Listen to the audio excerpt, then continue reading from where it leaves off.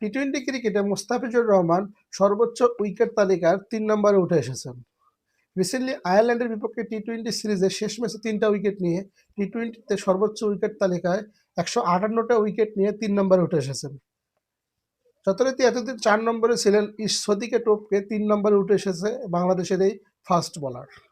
Mostafizur Rahman ICC T twenty র্যাঙ্কিংয়ে বর্তমানে অস্ট্রেলিয়ার পেসার লাথান এলিংস এবং অস্ট্রেলিয়ার লেগ স্পিনার অ্যাডাম জাম্পাকে পেছনে ফেলে আইসিসি টি-টোয়েন্টি বোলিং র্যাঙ্কিংয়ের ৮ নম্বরে উঠে এসেছেন।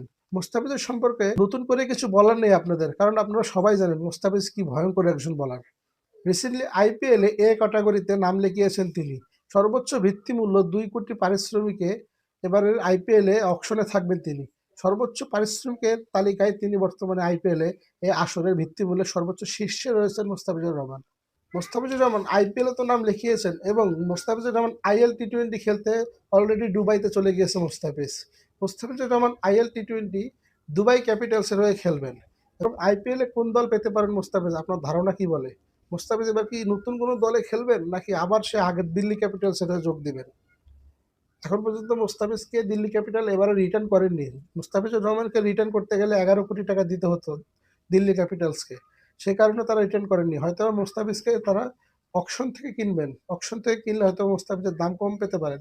কিন্তু যা বোঝা যাচ্ছে এবার মুস্তাফিজুর রহমানের আইপিএল এর অকশনে আইপিএল এর সর্বোচ্চ পারিশ্রমিকটা মুস্তাফিজ পাবেন।